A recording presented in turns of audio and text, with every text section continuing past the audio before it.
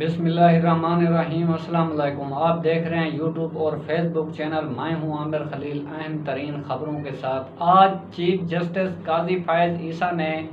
अपने मनसब का हल्फ उठा लिया है और सदर पाकिस्तान ने उससे ये हल्फ लिया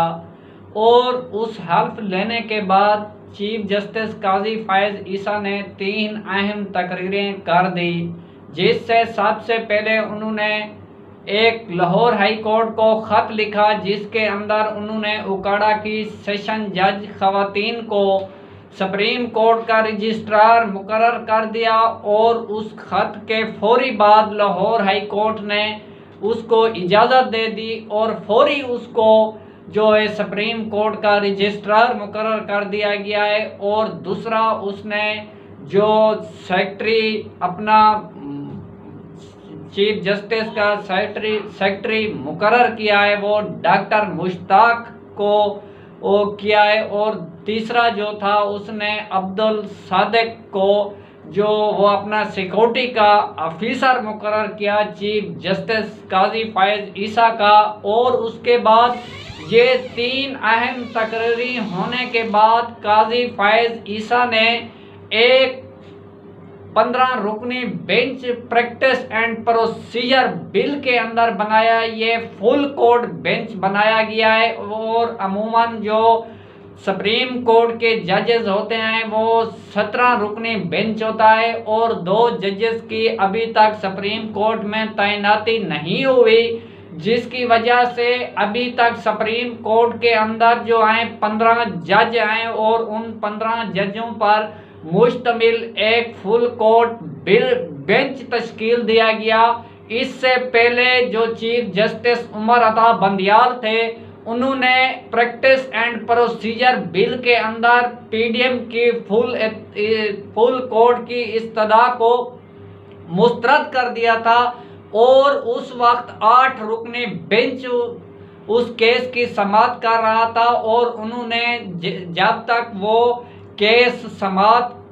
किया जा रहा था चीफ जस्टिस उमर अता बंदियाल की सरबराही में, तो उसके ऊपर फौरी आर्डर रोकने का हुक्म भी जारी किया हुआ था, जिसके ऊपर कल काजी फायज़ ईसा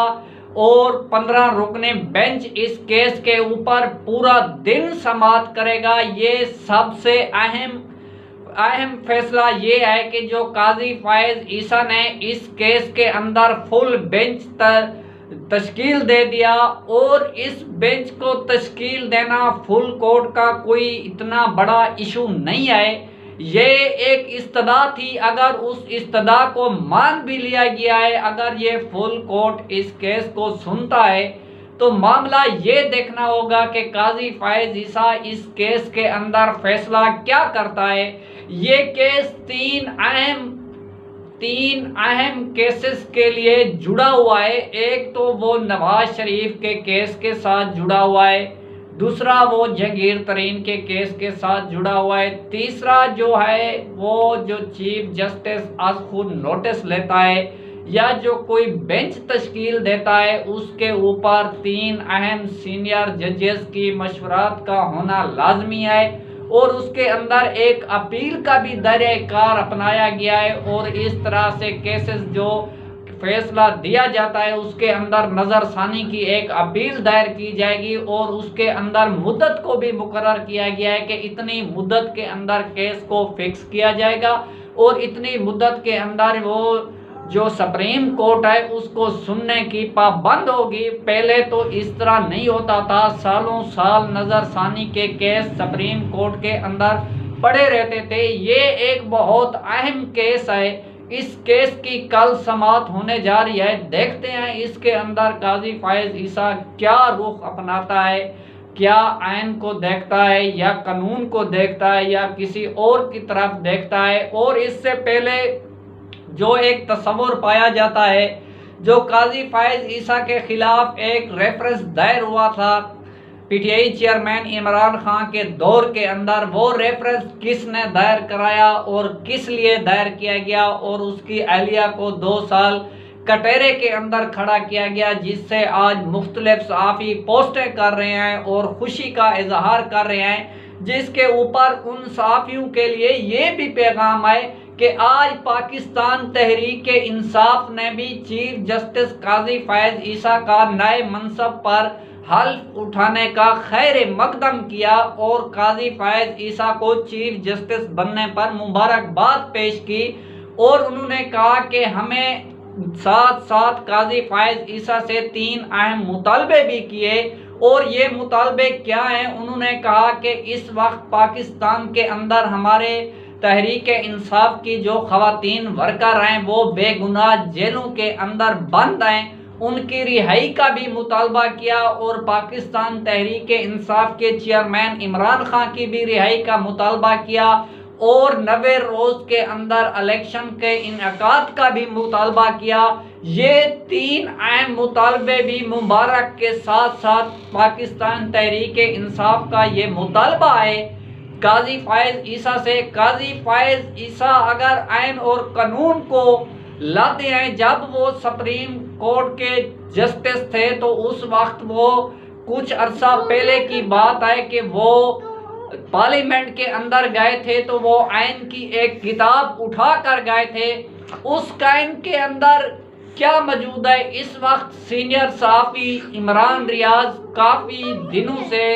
तकरीबन उसको 4-4.5 माह हो गए हैं, वो लापता हुए हैं। उसकी रिहाई का भी मुतालबा किया है और उसके साथ साथ जितने भी लोग लापता हैं या उनको गिरफ्तार किया गया है या उनको नामालूम मकाम के पर रखा गया है, उनकी रिहाई का भी मुतालबा है। उसके साथ साथ जो सिविलियन का ट्रायल आर्मी अदालतों के अंदर चलाया जाएगा, यो केस एक जो चीफ जस्टिस उमर अता बंदियाल सुन रहे थे वो केस भी सुप्रीम कोर्ट के अंदर पड़ा हुआ है, उसके ऊपर भी सुनने का मुतालबा किया गया है और फौरी तौर पर उनकी जो आर्मी के हवाले हैं उनकी रिहाई का भी मुतालबा किया गया है। और इसके साथ साथ जब आज काजी फैज ईसा ने ऐवान सदर के अंदर अपने ओहदे का हल्फ उठाया तो उस दौरान जो 2 अहम मुलाकातें हुई, वहाँ पर आर्मी चीफ ने वो जस्टिस काजी फैज ईसा जो चीफ जस्टिस का हल्फ उठाया उनको मुबारकबाद दी। उस पर जो काजी फैज ईसा का तस्वुर था या उसका जो ख्याल था या उसकी जो चेहरे की रौनक थी, उन्होंने खुश असलूबी के साथ उनका शुक्रिया अदा किया। और उसके साथ साथ जो DGISI भी उनके साथ थे उन्होंने भी काजी फैज ईसा को मुबारकबाद दी, जिस पर काजी फैज ईसा ने उसको एक वर्बली जो आम रूटीन के अंदर कोई भोकला या कोई सहाफ़ी उसको मुबारकबाद देता है या कोई सियासी रहनुमा देता है, इस तरह ऐवान सदर के अंदर लोग तकरीब के अंदर शामिल थे जो जिन्होंने उनको मुबारकबाद दी, उस तरह से उन्होंने आम रूटीन के अंदर उनको थैंक यू कह दिया। और उसका इसके साथ कोई अच्छा तस्वुर, कोई अच्छा ख्यालात नहीं थे जो उनका ज़हन या उनके चेहरे की रौनक थी वो वाज़े तौर पर वाज़े नहीं थी। बहरहाल उसके बाद जो सदर पाकिस्तान के साथ भी मुलाकात हुई 2 अहम रहनुमाओं की, वो अच्छी खासी मुलाकात थी, जिस मुलाकात के अंदर जो बात की गई और ऐवान सदर से उसका अलामिया अभी जारी नहीं हुआ, जिसके ऊपर आगे बात सामने नहीं आ सकी कि आज की मुलाकात के अंदर क्या गुफ्तगू की गई और क्या ख्यालात का इज़हार किया गया। और उसके साथ साथ